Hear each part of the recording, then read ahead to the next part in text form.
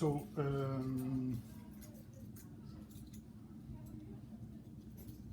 what is your estimation of the crowd worker in Europe at the moment? Well, I think, we made an estimation for Germany, and we're a couple of 100,000 people. So I would guess for the European Union, it's about 1 or 2 million people involved in that area. Okay. And what does it mean exactly, crowd worker? Well, crowd work is some kind of new form of digital labor that unfolds via platforms on the internet. And these platforms act as new kind of labor marketplaces, so to say. And companies and individual people and organizations post tasks, and crowd workers perform that task mostly against or for money. So, and these people do that most often as secondary source of income. So it's not the primary job, they just do that to start up their normal income. Do we talk here about Uber, Airbnb, or the business? Well, I speak about platforms like Upwork or Mechanical Turk or all the crowd testing providers. So that's platforms where people can test software and they don't need any prerequisites for doing that. Well, the common idea with platforms like Uber or Airbnb is that these platforms act as intermediaries where people share their resources and people can use that resources. So the common idea is that to crowd work is that people share their online workforce on these platforms. Do workers protect in this such business environment? Well, they are not that well protected. So every platform has its own rules and their own regulations, and the crowd workers can just accept or deny them. So, but there's no legal framework that is regulating that kind of work so far. Is there some trade unions already existing for them? No, not yet. So we did a couple of projects with some German labor unions, and they taking up the issue and thinking about new ideas for protecting these new laborers and to develop new approaches to handle their issues, because they're somewhat different compared to the ones of normal persons. You talk a lot about Germany. Is there any legislation at European level in that? As far as I know, not. There's no. Could you expect soon?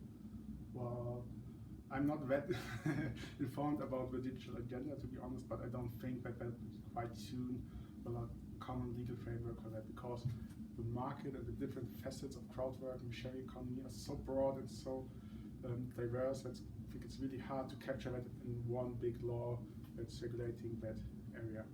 Is there any sector where there is opportunities to create legislation more easier than other sectors? You mean industries?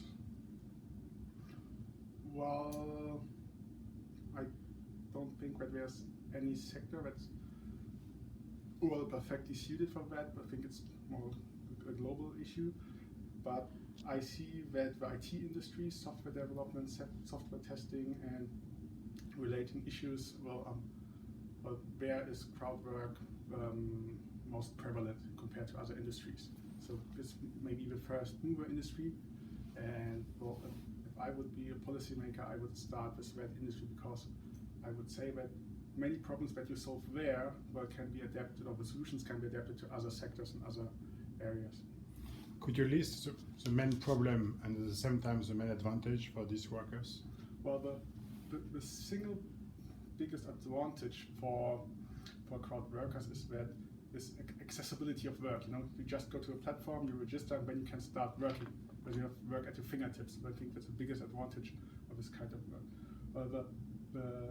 The downside is that you have to build up digital reputation. It works like eBay. If you get a good job, you get 5 stars, and when you have many good jobs, you have many 5-star ratings, and then you get better salary, better wages, and more interesting tasks. And I think the biggest problem is to build up that digital reputation.